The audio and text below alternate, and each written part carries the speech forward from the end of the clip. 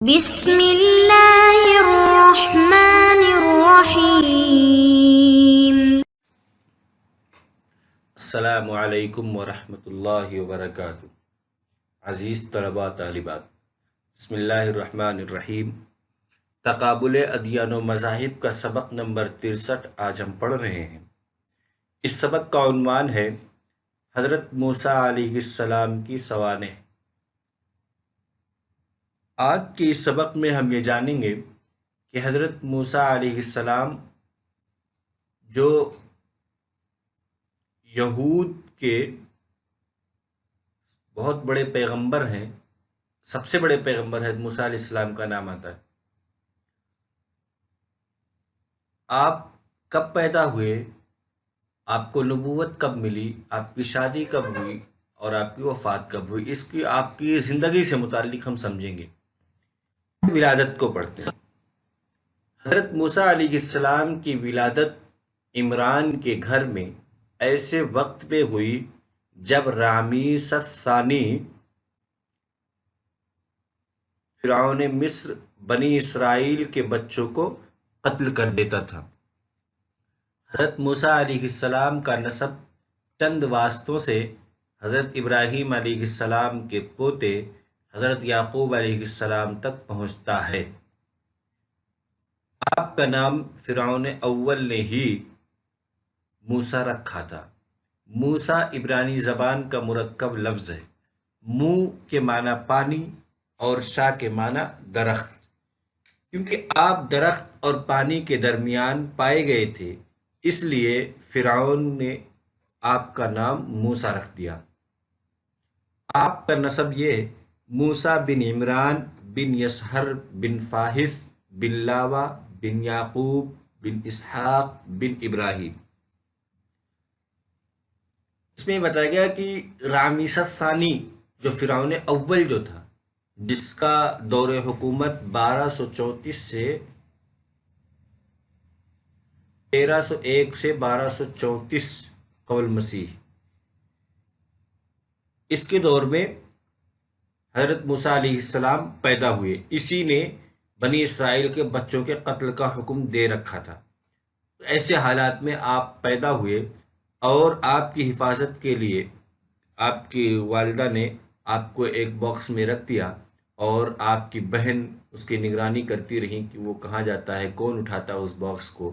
چنانچہ جب فرعون کے محل کے قریب آیا تو فرعون کی فرعون کے درباریوں نے اٹھایا، اس کو محل میں لے کے آئے، جس کو حضرت آسیہ جو رامسیس الثانی کی جو بیوی تھیں، انہوں نے حضرت موسیٰ علیہ السلام کو لے لیا۔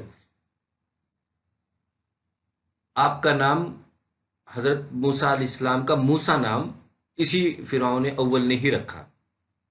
اس کی وجہ یہ تھی کہ یہ ایک عبرانی لفظ ہے اور عبرانی یہ مرکب لفظ ہے۔ عبرانی میں منہ کے معنی پانی اور شاہ کے معنی درخت۔ آپ کو چونکہ ان دونوں کے بیچ سے اٹھایا گیا، آپ جو پائے گئے تھے تو ان دونوں کے بیچ میں سے پائے گئے تھے، یعنی پانی اور درخت کے پاس سے آپ کو اٹھایا گیا تھا، اس لیے اس نے موسیٰ نام رکھ دیا۔ آپ کا سب چند واسطوں سے حضرت ابراہیم علیہ السلام تک پہنچتا ہے۔ پرورش۔ حضرت موسیٰ علیہ السلام کو فرعون کے منصوبے قتل سے بچانے کے لیے اللہ نے آپ کی والدہ کو یہ الہام کیا کہ بچے کو صندوق میں رکھ کر دریا میں ڈال دیں۔ والدہ نے ایسا ہی کیا اور ان کی بڑی بہن کو مامور کیا کہ صندوق کو دیکھتی رہیں کہ کون اس کو اٹھاتا ہے۔ چنانچہ یہ صندوق فرعون کی ملکہ آسیہ نے اٹھایا اور حضرت موسیٰ علیہ السلام کی بہن کے مشورے کو مان کر فرعون نے دودھ پلانے کے لیے آپ کی والدہ کو مقرر کر لیا۔ اس طرح سے حضرت موسیٰ علیہ السلام کی تربیت فرعون کے محل میں ہونے لگی، اور جب آپ یعنی حضرت موسیٰ علیہ السلام سن بلوغت کو پہنچے تو آپ نہایت قویل جثہ، بہادر اور جوان ہوئے۔ قدرت نے زور بازو کے ساتھ آپ کو قوت فکر بھی بخشی تھی۔ یعنی فرعون کے گھر میں آپ کی پرورش ہوئی اور آپ کو دودھ پلانے والی خود آپ کی والدہ تھی، جو آپ کی بہن کے مشورے سے آپ کی والدہ تک آپ کو پہنچایا گیا تھا، کیونکہ اس وقت جب آسیہ نے اٹھایا تھا آپ کو، تو یہ ہوا کہ دودھ کون پلائے گا، یعنی دائی کی تلاش ہوئی. تو دایا کے لیے آپ کی بہن نے آپ کی والدہ کا نام تجویز کیا، اور پھر وہ آپ کو دودھ پلانے لگی. اس طرح سے آپ کی پرورش پوری محل میں یعنی شاہی انداز میں ہوئی. قتل قبطی یہ آپ کی جوانی کا بہت ہی مشہور واقعہ ہے. ایک مرتبہ حضرت موسیٰ علیہ السلام نے دیکھا کہ ایک مصری ایک اسرائیلی کو زد و کوب کر رہا ہے. اسرائیلی نے حضرت موسیٰ علیہ السلام کو مدد کے لیے پکارا. اسرائیلی کی مظلومیت کو دیکھ کر موسیٰ علیہ السلام فوراً آگے بڑھے اور مصری کے منہ پر تماچا دے مارا. مصری اس ایک تماچے سے جاں بحق ہو گیا. یہ دیکھ کر آپ کو بہت افسوس ہوا، کیونکہ آپ کا ارادہ قتل کا نہ تھا، اور خدا کے حضور توبہ استغفار کر کے اپنی غلطی کے دھبے کو دھو ڈالا. حضرت موسیٰ علیہ السلام اسرائیلی کو مصری کے پنجے استبداد سے چھڑانے کے لیے آگے بڑھے تو اس نے شور مچا کر کہا، کل تم نے ایک شخص کو قتل کیا تھا، آج مجھے قتل کرنا چاہتے ہو. یعنی ایک دن حضرت موسیٰ علیہ السلام شہر میں نکلے تو دیکھا کہ ایک اسرائیلی اور ایک قبطی میں لڑائی ہو رہی ہے، اور اتفاق سے اسرائیلی کمزور پڑ رہا تھا، اس نے مدد کے لیے پکارا. تو حضرت موسیٰ علیہ السلام اس کی مدد کے لیے گئے اور قبطی کو ایک تماچا مارا، جس کی وجہ سے وہ مجبور ہو وہ مطلب جان سے ہاتھ دھو بیٹھا. اس کی وفات ہو گئی قبطی کی. پھر وہ لڑائی ختم ہو گئی. اگلے دن پھر آپ حضرت موسیٰ علیہ السلام اسی راستے سے گزر رہے تھے، دیکھا وہ اسرائیلی پھر کسی سے لڑ رہا. پھر اس نے مدد کے لیے پکارا، پھر آپ اس کی مدد کے لیے گئے، اس کے قریب جیسے گئے تو دیکھا اس نے ڈر کی وجہ سے شور مچانے لگا کہ کل تم نے ایک شخص کو قتل کیا تھا، اور ایسا لگتا کہ آج تم مجھے قتل کرنا چاہتے ہو. سے پھر یہ راز فاش ہو گیا. تو اس طرح سے حکام کو خبر ہو گئی اور انہوں نے آپ کی گرفتاری کا فیصلہ کر لیا.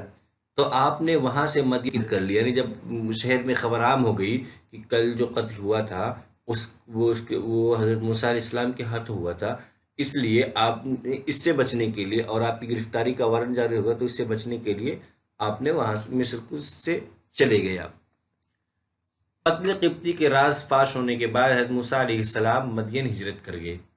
آپ نے وہاں پہنچ کر 2 عورتوں کے مویشیوں کو پانی پلایا. تو ان لڑکیوں نے آ کر آپ کے اس مہربانی اور حسن اخلاق کی تعریف اپنے والد سے کی. پھر ان کے والد نے آپ کو بلا لیا. آپ نے وہاں پہنچ کر اپنی سرگزشت سنائی.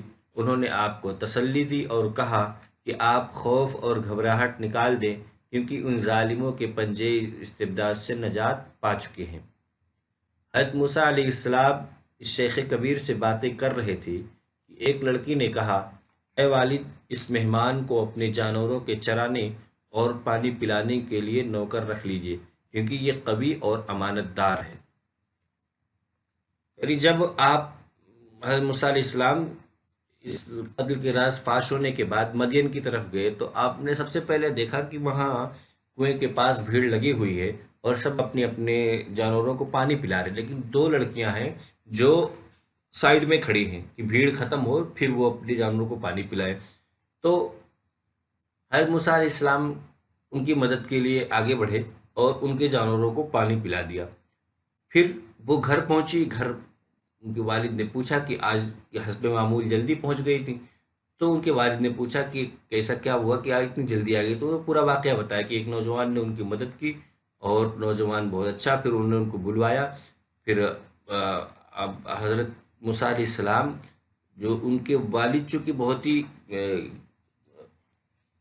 عمر دراز تھے، ان کو شیخ کبیر کا لفظ ان کے لیے استعمال ہوتا ہے کہ آپ پھر اس شیخ کبیر کے پاس گئے اور اپنی پوری داستان سنائی کہ کیسے کیسے وہ یہاں آئے، کن حالات میں آئے. پھر ان کی گھبراہٹ کو دور کرنے کے لیے، حضرت موسیٰ علیہ السلام کی گھبراہٹ کو دور کرنے کے لیے شیخ کبیر نے آپ کو تسلی دی اور بتایا کہ اب یہاں ڈرنے کی کوئی ضرورت نہیں، ظالموں کے پنجے سے آپ بچ چکے ہو. ابھی آپ دونوں کی باتیں ہو رہی تھی کہ ایک بیٹی نے کہا اپنے والد سے کہ یہ بہت ہی طاقتور اور امانت دار لگتے ہیں، یعنی یہ اس کام کے لیے مناسب ہے، تو انہیں جانوروں کے چرانے اور پانی پلانے کے لیے نوکر رکھ لیجیے۔ باپ کو لڑکی کی بات بہت پسند آئی، تو انہوں نے حضرت موسیٰ علیہ السلام سے کہا، اگر تم 8 سال تک میرے پاس رہو اور میری بکریاں چراتے رہو تو میں اپنی ایک لڑکی کی شادی تم سے کروں گا، اور اگر تم 2 سال مزید خدمت کرو تو یہ اور بہتر ہوگا۔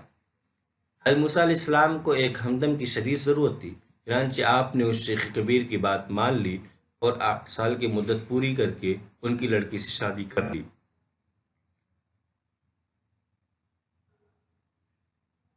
حضرت موسیٰ علیہ السلام کے سسر شیخ کبیر کی تعیین میں 3 رائے ہیں۔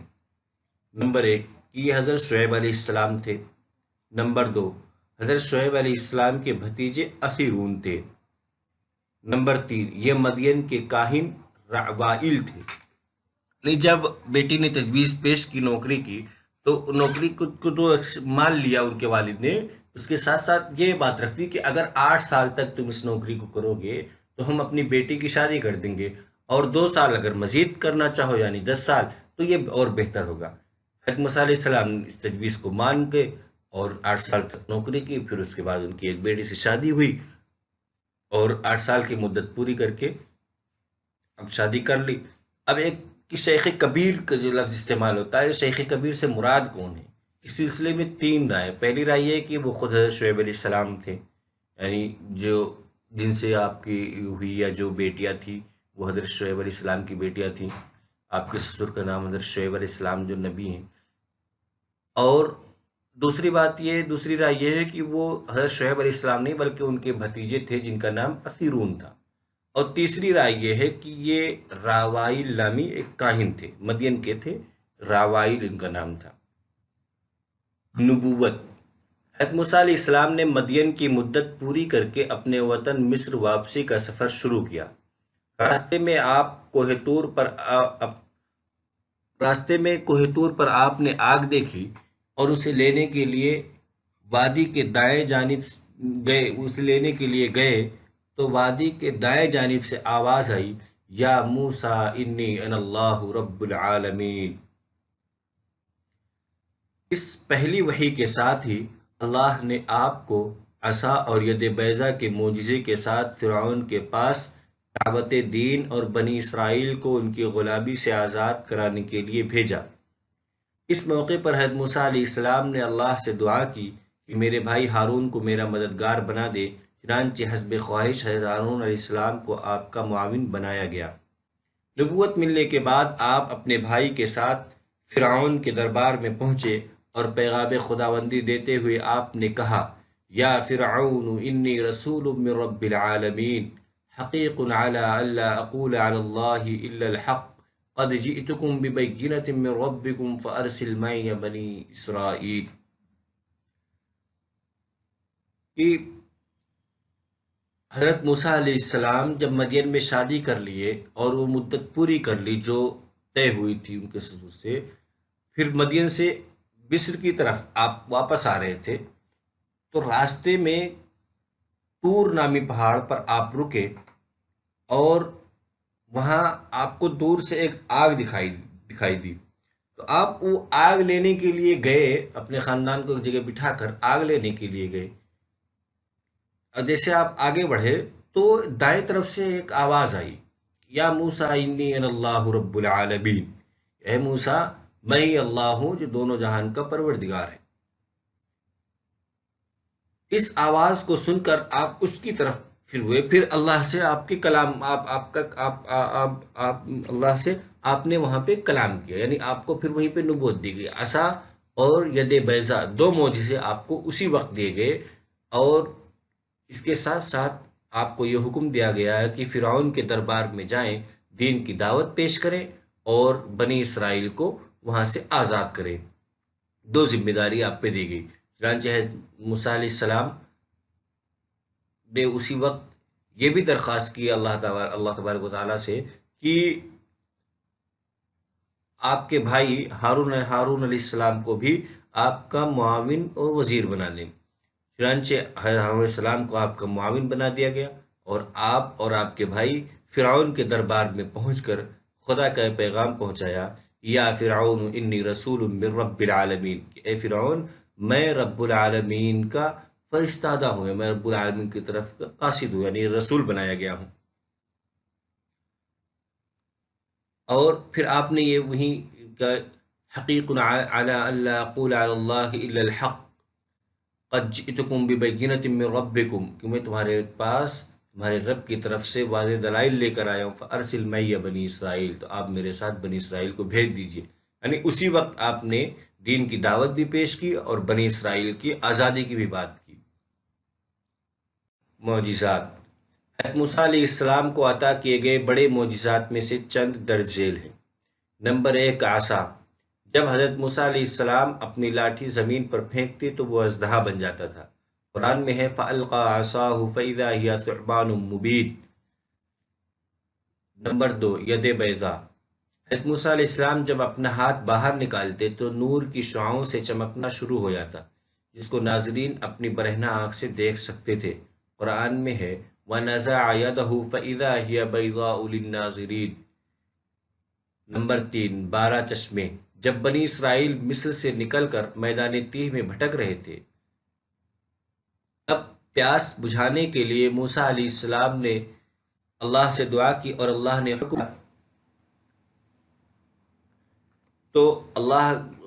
حکم دیا کہ آج موسیٰ علیہ السلام اپنی لاٹھی کو ایک پتھر پہ ماریں۔ چنانچہ موسیٰ علیہ السلام نے پتھر پہ مارا اور اس سے 12 چشمے جاری ہوئے، جس سے بنی اسرائیل کے 12 قبیلوں نے اپنے الگ الگ چشموں سے پانی پیا۔ وفات۔ حضرت موسیٰ علیہ السلام یوشع بن نون کی قیادت میں بنی اسرائیل کو سونپ کر 120 برس کی عمر میں وفات پا گئے۔ حضرت ہارون علیہ السلام کی وفات حضرت موسیٰ علیہ السلام سے قبل ہی ہو گئی تھی، یعنی حضرت موسیٰ علیہ السلام 120 سال کی عمر میں اس دنیا سے وفات پا گئے، اور اپنے بعد حضرت یوشع بن نون کو بنی اسرائیل کا قائد بنایا۔ آپ کے سبق میں ہم نے سب سے پہلے حضرت موسیٰ علیہ السلام کی ولادت کے بارے میں پڑھا، پھر ان کی پرورش کیسے ہوئی، کہاں ہوئی، پھر قتل قبطی کا جو واقعہ اس کے بارے میں پڑھا، پھر شادی کیسے ہوئی اور کس سے ہوئی، پھر نبوت آپ کو کب ملی، کہاں ملی، اور آپ کے مشہور معجزات، وہ 3-4 معجزات، اس کے علاوہ پھر دیگر اور بھی بہت سے معجزات ہیں جو 9 آیات بینات قرآن کریم میں، وہ 9 معجزات الگ ہیں، لیکن جو بڑے معجزات ہیں وہ ید بیضا اور عصا موسیٰ اور 12 چشمے۔ یہ آپ کی وفات 120 سال